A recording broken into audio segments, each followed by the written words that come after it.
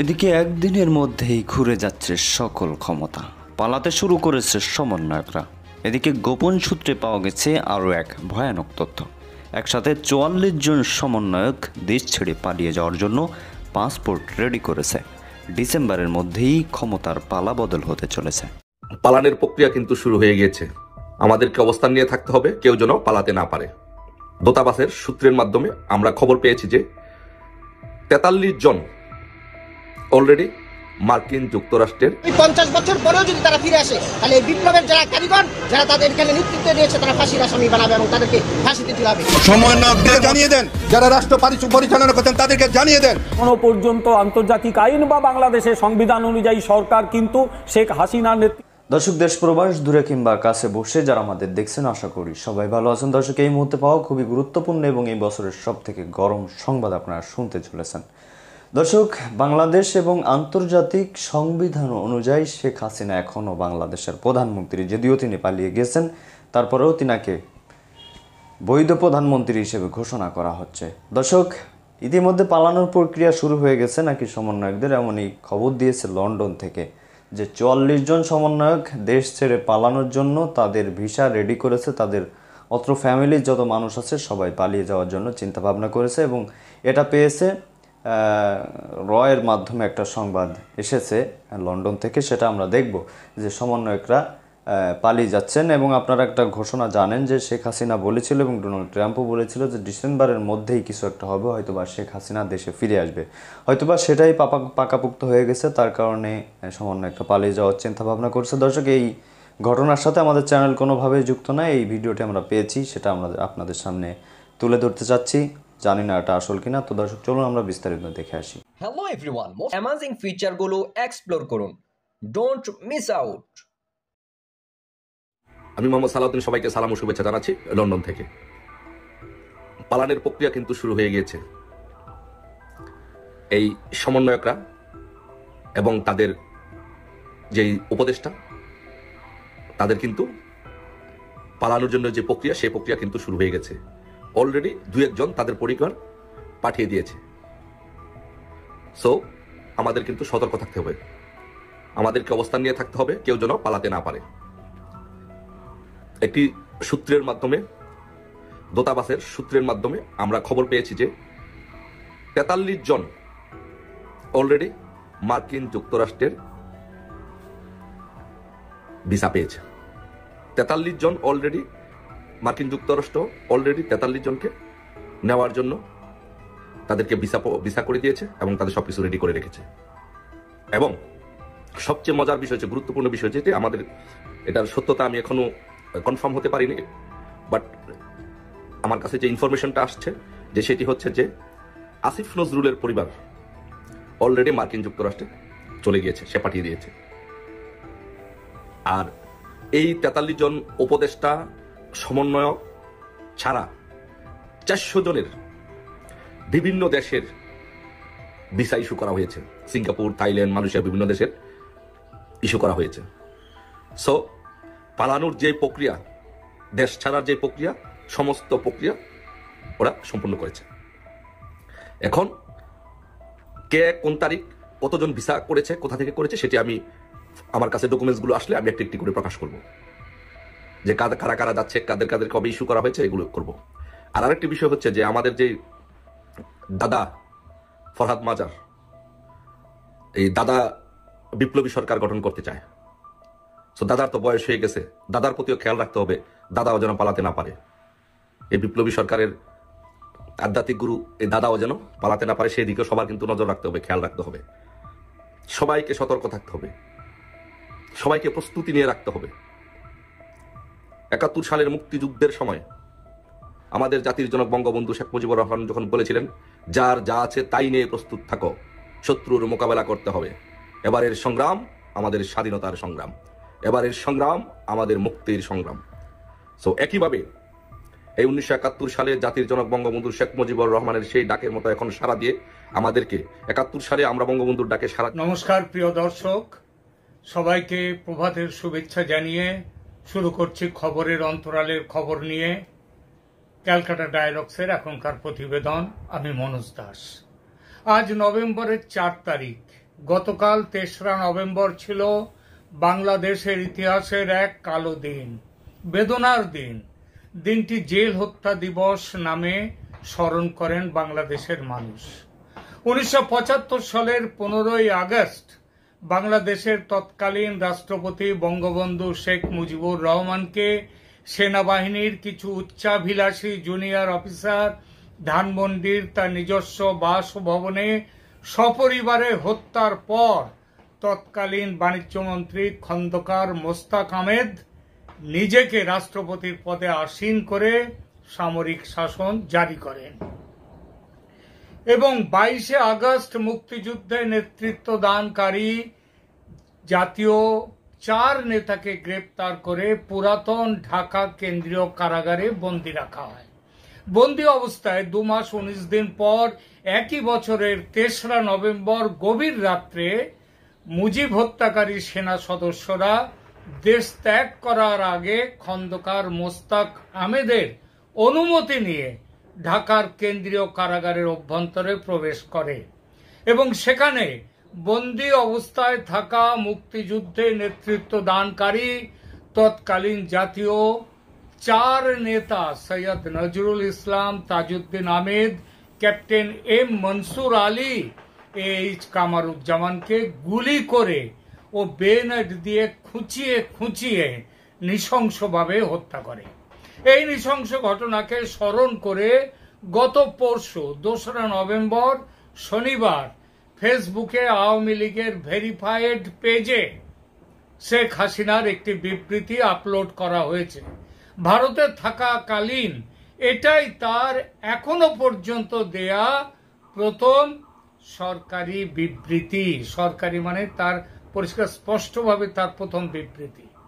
এই বিবৃতিতে নেত্রী সুকৌশলে আগামী দিনে কি করতে চলেছেন তার একটা স্পষ্ট আভাস দিয়েছেন।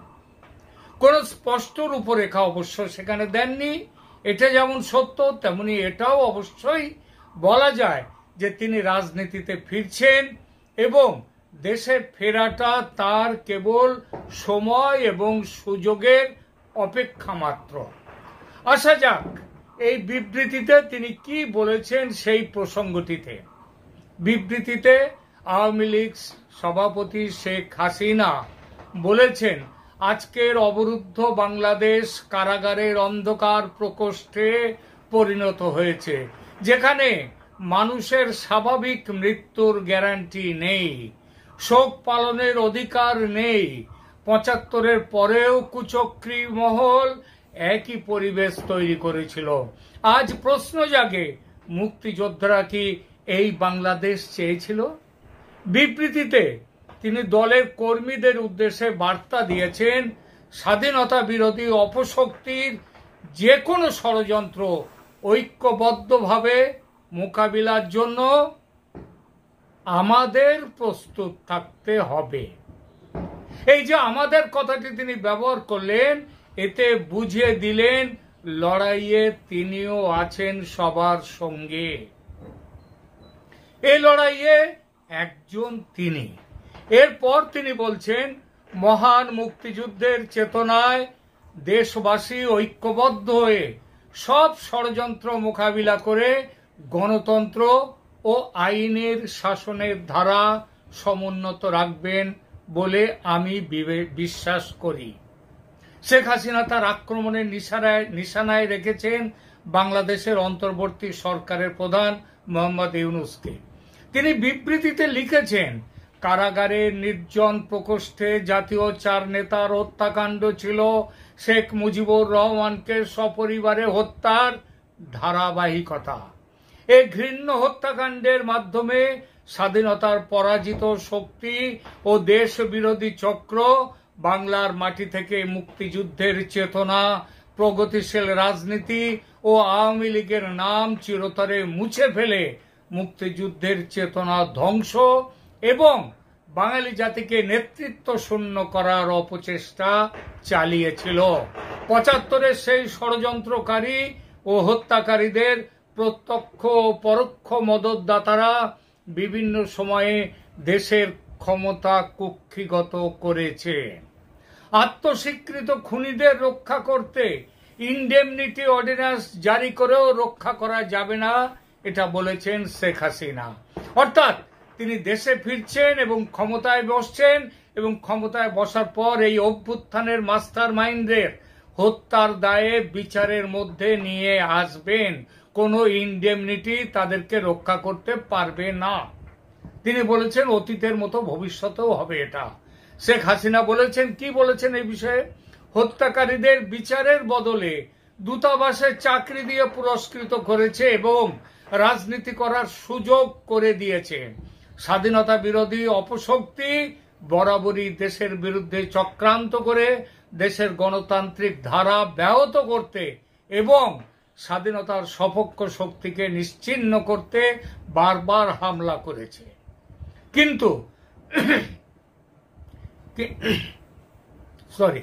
কিন্তু দিন শেষে ষড়যন্ত্রকারীরা সফল হয়নি এবং ইতিহাসের আস্তাকুড়ে নিক্ষিপ্ত হয়েছে, ভবিষ্যতেও হবে। অর্থাৎ আগে যেটা হয়ে গেছে সেটা তো হয়ে গেছে, এবারে যারা এই পাপে পাপী তাদেরকে আস্তাকুড়ে কিন্তু ভবিষ্যতেও নিক্ষিপ্ত করা হবে। কিভাবে হবে তাদের বিচার? স্বাধীনতা বিরোধী অপশক্তির যে কোনো ষড়যন্ত্র ঐক্যবদ্ধভাবে মোকাবিলার জন্য আমাদের প্রস্তুত থাকতে হবে বলেছেন তিনি। মহান মুক্তিযুদ্ধের চেতনায় দেশবাসী ঐক্যবদ্ধ হয়ে সব ষড়যন্ত্র মোকাবিলা করে গণতন্ত্র ও আইনের শাসনের ধারা সমুন্নত রাখবেন বলে আমি বিশ্বাস করি। এখানে আমি এলো তার বিশ্বাস। জাতীয় চার নেতার জীবন ও কর্মের প্রতি শ্রদ্ধা জানানোর এটাই উৎকৃষ্ট পন্থা যোগ করেছেন তিনি। শেখ হাসিনা আরো বলেন, ইতিহাসের নির্মম বাস্তবতা হলো সময়ের পরিক্রমায় একদিন সত্য ও ন্যায় প্রতিষ্ঠা হবে। যতদিন বাংলাদেশ থাকবে ততদিন মুক্তিযুদ্ধের মাধ্যমে অর্জিত বাংলাদেশের চেতনা চিরজাগরুক থাকবে এবং জাতীয় চার নেতার অবদান জাতি চিরদিন শ্রদ্ধা ভরে স্মরণ করবে। শহীদ জাতীয় চার নেতার বিদেয়ী আত্মার মাগফিরাত কামনা করছি। বোঝা গেল তিনি দিন গুনছেন। তার শরীর ভারতে, কিন্তু তার মন, চিন্তা, চেতনা সেগুলো পড়ে আছে বাংলাদেশে। সে না হলো তিনি ফিরে আসবেন এবং জয় করবেন এমনটা বিশ্বাস করার যথেষ্ট কারণ আছে। বিশেষত গত 3 মাসে নোবেল জয়ীর এই সরকার যা কাজকর্ম করেছে তাতে শেখ হাসিনার বাড়তি প্রচারের দরকার হবে না, মানছি সে কথা। তবু নিশ্চিত জয় অনেক ক্ষেত্রে অনিশ্চিত পরাজয় যে হয়ে যায় তার বহু উদাহরণ পাওয়া যাবে বিশ্বের ইতিহাসে। 2004 সালে ভারতে অটল বিহারী বাজপেয়ী ভোটে হেরে যাবেন এমন কথা স্বয়ং ভগবানের হিসেবের বাইরে ছিল, তবু তিনি হেরে গিয়েছিলেন। সে কথা মাথায় রেখে দু একটি কথা বলবো। বাংলাদেশের বর্তমান সরকার এবং বড় রাজনৈতিক দলগুলি আওয়ামী লীগকে শেষ করে দেওয়ার সব রকম চেষ্টা চালিয়ে যাচ্ছে। ভেবেছিল নিষিদ্ধ করবে, পারেনি। ছাত্রলীগকে নিষিদ্ধ করে থামতে হয়েছে আপাতত। হয়তো এই নিষেধাজ্ঞা প্রত্যাহার করতেও হতে পারে। ঘরে বাইরে চারিদিক থেকে চাপ আসছে, এই চাপের মুখে ইউনূসকে পালিয়ে যেতেও হতে পারে। শেখ হাসিনার সরকার পুনরায় গদিতে বসা নিয়ে হয়তো সমস্যা হতে পারে। তিনি না।